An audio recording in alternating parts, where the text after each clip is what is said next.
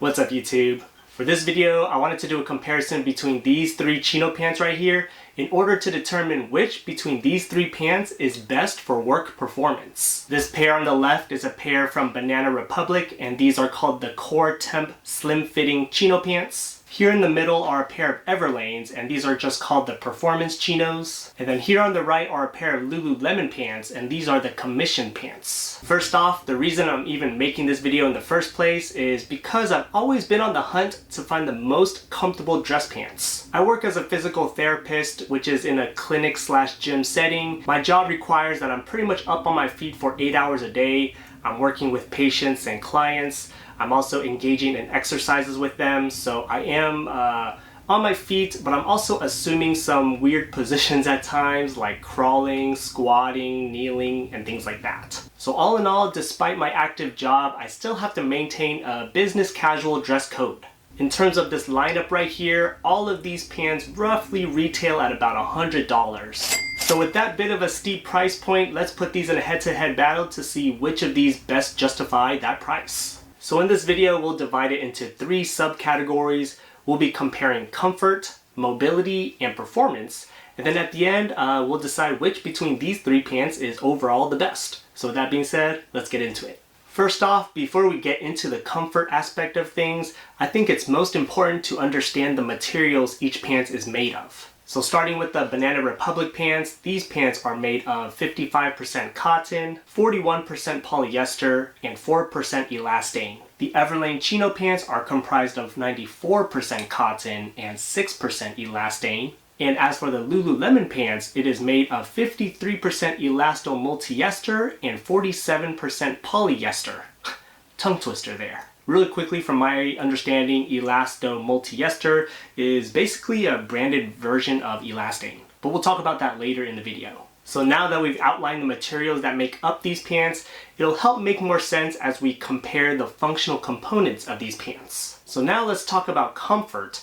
I know comfort is very subjective and can differ for everybody, and it also depends on the circumstances. But for the purpose of this video, I am comparing these pants in a gym/clinic setting. And so with that, I'll be dividing the section of comfort into 2 subcategories. For me, comfort will depend on 1, how mobile and stretchy they are, and 2, how lightweight and breathable they are. So first, let's talk about the mobility of these pants. Starting with the Banana Republic pants, as I mentioned, these pants are made of 55% cotton, 41% polyester, and 4% elastane. These pants definitely have a good stretch to them. The 4% elastane is definitely evident when I have these on body. Pretty much to keep it short, it's very comfortable and it definitely gets the job done. I wear these a lot of times for work, but I've also worn these out to go golfing as well. In terms of the Everlane pants, unfortunately, these are a little more stiff. These being made of 94% cotton and 6% elastane, I had this expectation that these pants would be more stretchy, especially given the 6% elastane as compared to the 4% on the Banana pants. But that's just not the case for some reason. When I have these on body, although they do have some stretch to them, they do feel a lot more restricted through the hips and the groin area.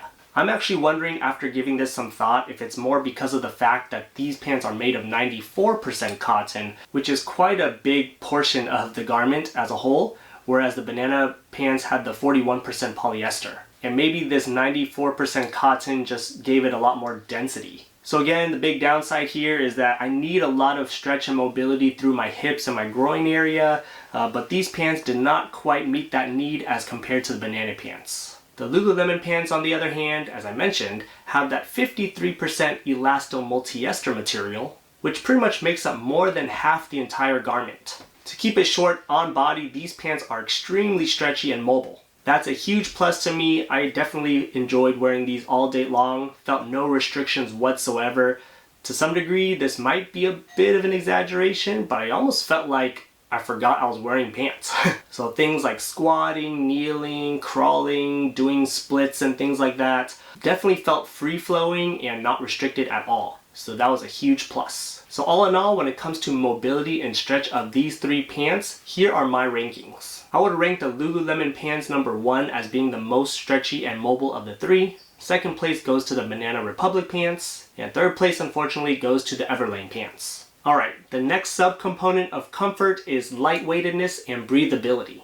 in order to objectively measure this, I actually weighed these pants on a scale. So starting with the Banana Republic pants, these weigh in at about 328 grams. Pretty much in hand, these pants feel very lightweight. From a breathability standpoint, these pants also did not disappoint. These pants integrate a technology called the 37.5 technology, which from my research is a patented type of fabric that helps regulate your body temperature. I actually did a thorough review of these pants in some video a long time ago, so feel free to check that one out after you finish this one. But in summary, the type of fabric they use in these pants were great, not just because they were very lightweight, they were also very breathable, and it was very functional. The Everlane pants, as I mentioned, are a little bit more on the stiff end and also the heavy end. These pants weigh in at 425 grams, and I don't know if it's because they're black pants, I don't know if it's a black colorway thing, but when I wear these pants to work, they do feel a little more stuffy. So it could be the black colorway of the pants, or it can also be the density of the 94% cotton composition. But all in all, these pants, although less breathable, do keep me warm.